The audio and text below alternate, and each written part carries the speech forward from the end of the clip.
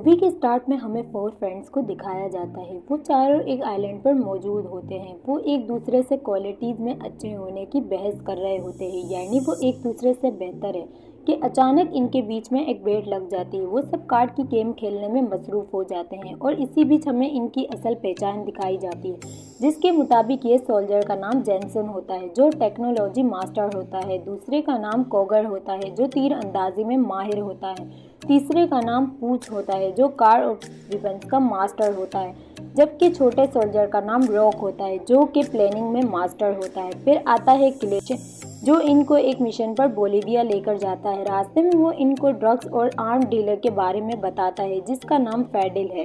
वो एक domestic terrorist यानी दहशतगर्द एक असेंबली को रन कर रहा होता है। क्ले कहता है कि हम इसको ढूंढेंगे और लेज़र बम टारगेट से पेंट करेंगे और हम इससे बच निकलेंगे और कोई मुश्किल या कोई गड़बड़ नहीं होगी। फिर वो सब टारगेटेड एरिया में पहुंच जाते हैं, लेकिन जहां इनको टारगेट करना होता है वहां पर बच्चे होते हैं। फिर वो सब अपोजिट साइड पर जाकर अटैक करते हैं। वो सब कंपाउंड में इंटर होते हैं और सब सोल्जर को एक एक करके मार देते हैं। फिर क्ले इस ड्रग डीलर को भी मार देता है। फिर वो सक्सेसफुली सब बच्चों को बचा लेते हैं और वहां से निकल जाते हैं। फिर वो सब बच्चों को सेफली हेलीकॉप्टर में भेज देते हैं, यानी ऑपरेशन सेंटर से क्ले को मैक्स नाम का एक आदमी बताता है कि इस हेलीकॉप्टर को डिस्ट्रॉय करने का ऑर्डर आया है और अचानक एक मिसाइल आकर बच्चे समेत इस हेलीकॉप्टर को डिस्ट्रॉय कर देता है। इन सोल्जर को पता था कि ये अटैक इन बच्चों को मारने के लिए किया गया है, इसलिए वो अपनी फेक डेथ को प्रूव करने के लिए वहाँ अपनी चीज़ों को छोड़ देते हैं और न्यूज़ में ये बात प्रूव हो जाती है कि वो सब मर चुके हैं। नेक्स्ट सीन में हम देखते हैं कि 2 मुर्गियों की फाइट हो रही होती है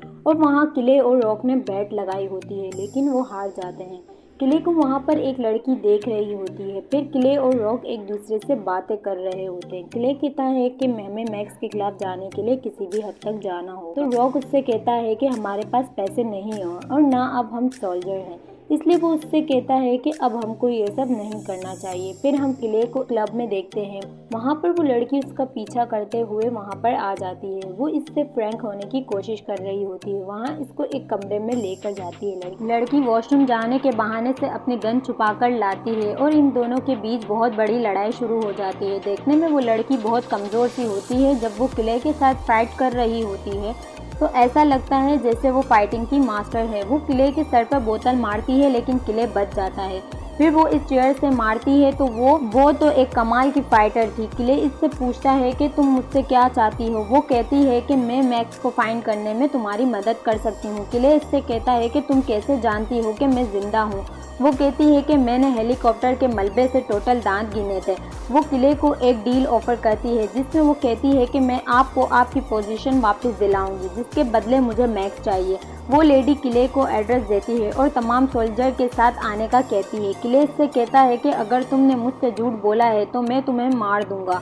दूसरे सीन में हम देखते हैं कि वो सब इस लेडी के कहने पर एक कब्रिस्तान यानी ग्रेवयार्ड में आ जाते हैं, क्योंकि इस लड़की ने इन्हें वहां मिलने का कहा था। रॉक क्ले को याद करवाता है कि पहले कई बार वो लड़कियों की वजह से प्रॉब्लम में फंसे थे। एक बार किसी लड़की ने उसकी कार में बॉम्ब रख दिया था। वो इसे कॉन्शियस रहने का एडवाइस देता है।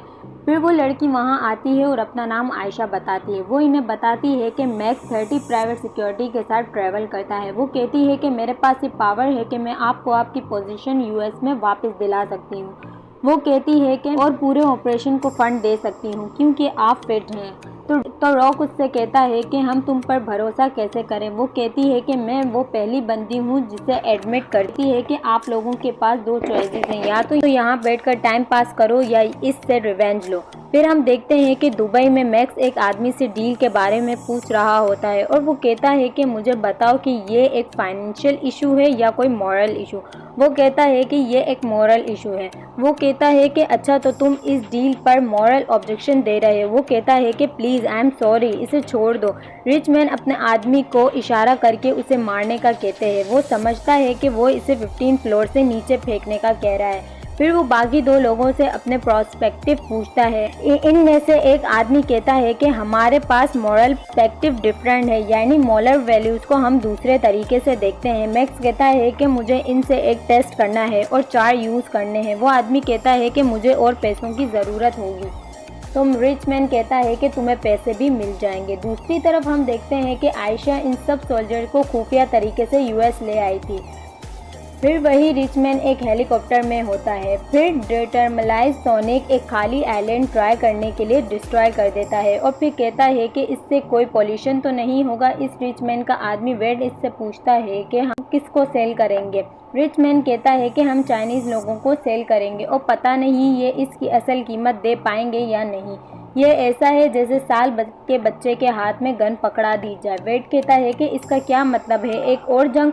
मैक्स कहता है कि ये हम सब यूएस को सेव करने के लिए कर रहे हैं। मैक्स की असिस्टेंट अम्ब्रेला हैंडल नहीं होता तो वो इसे शूट कर देता है। फिर हम देखते हैं कि वो सोल्जर का ग्रुप एक ड्रामा करते हैं। वो अपनी फेक नेम रख लेते हैं जिसमें वो डिवाइलर वायरलेस से एक मैसेज भेज देते हैं कि हमारा एक्सीडेंट हो गया है जिसमें कार्विन मर चुका है और फ्रीमैन बहुत जख्मी है।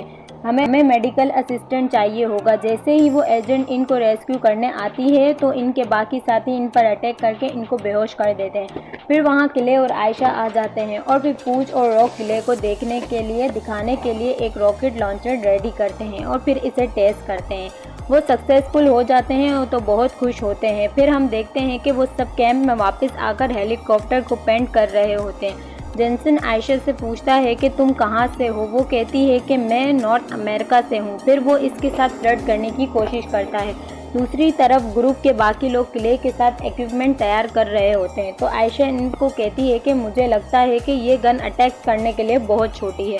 फिर रॉक आयशा से पूछता है कि तुम्हें मैक्स से क्या प्रॉब्लम है, हम घर वापस भी तो जा सकते हैं। आयशा उससे डील के बारे में याद दिलाती है तो रॉक गुस्से में आकर कहता है कि तुम्हारी डील किले के साथ थी, मुझे मेरे सवालों के जवाब चाहिए। फिर आयशा इसे बताती है कि मैक्स बहुत एडवांस वेपन बाय करता है। मैं नहीं जानती कि इसका अंजाम क्या होगा, लेकिन जब मैक्स किसी चीज़ में इंटरेस्ट लेता है तो वो बहुत से लोगों को मार देता है। तो रॉक कहता है कि तुम्हें लगता है कि तुम इसको रोक पाओगी। तो आयशा कहती है कि ये काम तुम लोगों का है। रॉक अपनी गन निकालकर आयशा पे रख देता है और किले से पूछता है कि क्या मैं इसे मार दूँ। किले कहता है कि नहीं। तो आयशा कहती है कि मुझे मार दो। तो किले कहता है नहीं। थोड़ी देर बाद रॉक मान जाता है, वो आयशा को नहीं मारता। रॉक कहता है कि अगर हम इसकी वजह से किसी मुसीबत में फंसे तो मैं इसे नहीं छोड़ूंगा। नेक्स्ट सीन में हम देखते हैं कि रॉक और किले एक गाड़ी में छुपकर देख रहे होते हैं कि ये गाड़ी इतने प्रोटोकॉल के साथ जा रही है, ज़रूर इसमें मैक्स होगा। जब मैक्स की गाड़ी जाने लगती है तो रॉक लोकेशन वेपन फायर करता है जिससे इनको पता चल सके कि वो कहाँ जा रहा है। वो इतनी पोजीशन सेट कर लेते हैं कि अगर एक गाड़ी को फोकस करके इसे शूट कर देता है और वो तबाह हो जाती है।